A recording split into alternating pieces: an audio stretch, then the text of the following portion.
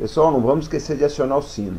Olá, combatentes do canal Arte da Guerra. No vídeo de hoje nós vamos conversar sobre essa situação que teria acontecido na China, né, em que um suposto cientista ou técnico dos mísseis hipersônicos chineses teria sido cooptado pelo MI6, né, o Serviço de Inteligência do Reino Unido, e desertado para o Ocidente com diversos segredos das armas hipersônicas chinesas. Antes de entrar nesse assunto, eu preciso contextualizar o painel de mísseis hipersônicos em nossos dias. Por 2 décadas, entre os anos de 2001 e 2021, os Estados Unidos estiveram envolvidos na guerra do Afeganistão. Nesse tempo todo, eles teriam gasto aí cerca de 2 trilhões de dólares, ninguém tem os números corretos.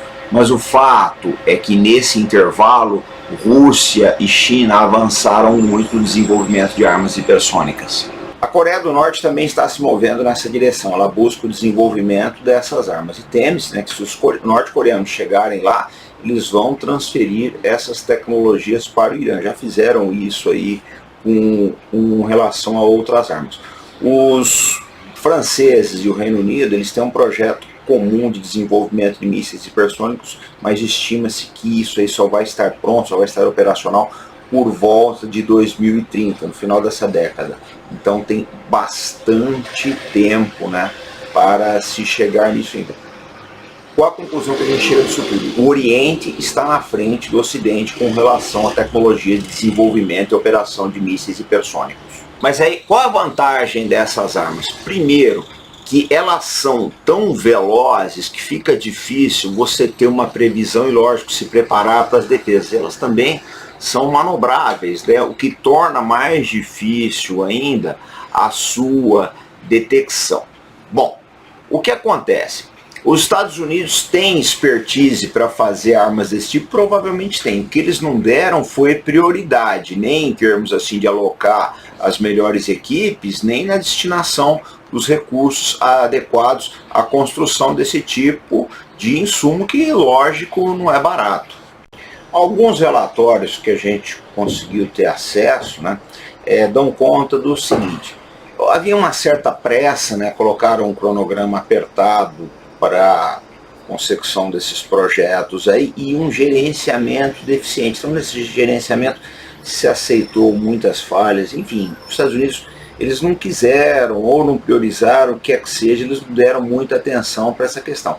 Talvez seja, né, conforme eu já disse, porque eles estavam muito ocupados aí com o Afeganistão, né, como disse um inscrito outro dia, correndo atrás de poeira no Afeganistão. O fato é que esses 20 anos que os Estados Unidos ficaram, né, na Ásia Central foi um atraso muito grande para as Forças Armadas Americanas. Com esse dinheiro todo que eles gastaram, poderiam ter construído mais porta-aviões, modernizado o arsenal nuclear, construído submarinos, etc. O fato é que Rússia e China aproveitaram esse tempo, investiram nessa nova doutrina de mísseis hipersônicos, que na verdade vai muito além do conceito material, é uma doutrina de emprego extremamente revolucionária, né? Dito tudo isso, vamos ao caso do suposto desertor chinês. Nós sabemos pouca coisa a respeito desse caso, né? Não foi feito muito alarde a respeito disso, não. Sabe que seria um cidadão chinês aí, né, com cerca de 30 anos de idade, que teria fugido através de Hong Kong e levou a família consigo. Mas a gente precisa pontuar algumas coisas.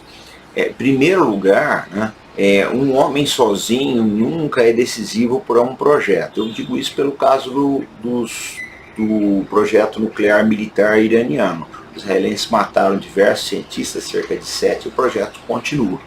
Tá? Essa é a verdade, o Irã não parou o projeto dele. Então não é um cientista chinês ou técnico, o que quer que seja, que vai dominar toda a expertise do projeto. Ele pode passar muita coisa para os americanos e britânicos, mas não vai dar para passar tudo. Porque se for verdade que ele está na faixa dos 30 anos de idade, ele é um projetista júnior, né? Então ele não tem acesso a provavelmente uma visão global do projeto. Normalmente essa visão, só vem esse conhecimento global do projeto só vem para técnicos, né, com certa senioridade dentro ou da indústria ou das Forças Armadas. Isso de qualquer país no Brasil é assim também.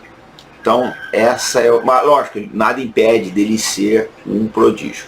Mas o que é mais importante disso tudo é que talvez para os Estados Unidos a grande preocupação com relação a mísseis hipersônicos não é a sua construção. Acho que mais cedo ou mais tarde os Estados Unidos têm capacidade de chegar numa solução satisfatória para mísseis hipersônicos. Eu não tenho dúvida a respeito disso. Se eles colocarem dinheiro e priorizarem o projeto, eles chegam lá.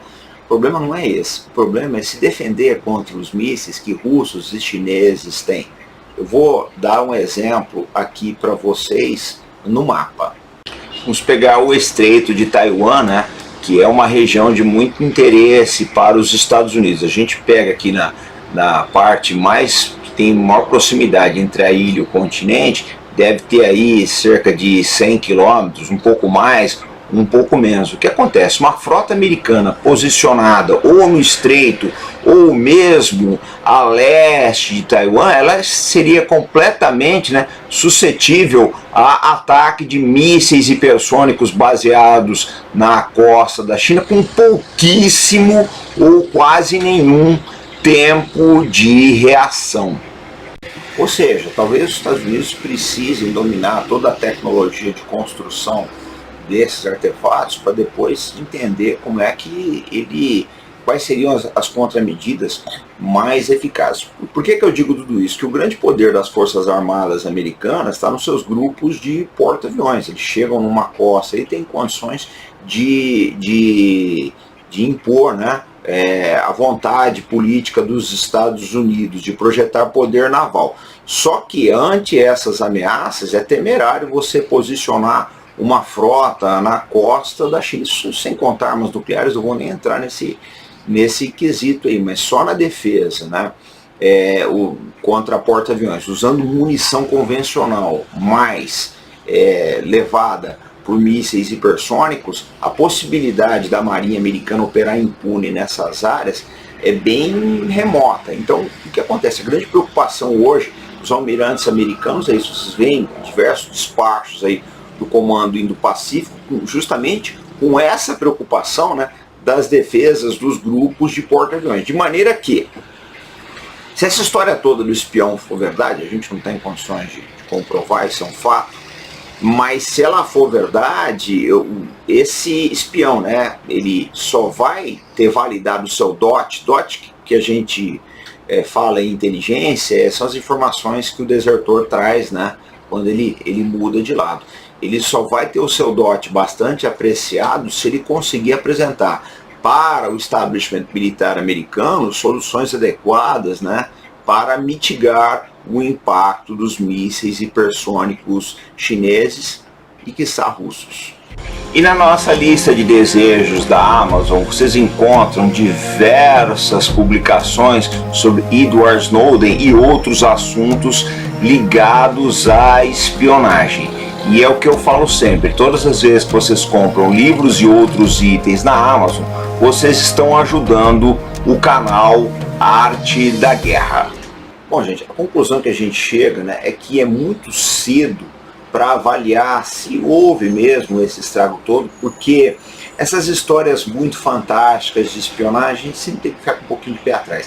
Eu quero falar uma coisa para vocês, a deserção mais fantástica dos últimos anos é pouquíssimo falado, quase ninguém fala, porque canal de molecada falando disso, foi Edward Snowden. O Snowden, ele tem um prejuízo enorme para as Forças Armadas e para as instituições diplomáticas dos Estados Unidos. Ele levou com ele segredos e derrubou muita gente. Essa é que é a verdade, tá? Se vocês estudarem a história do Edward Snowden, vocês vão ficar espantados de ver a quantidade de segredos que ele revelou, segredos americanos que ele revelou ao mundo. Foi realmente um dos maiores prejuízos da história da espionagem nos Estados Unidos e quase ninguém fala disso.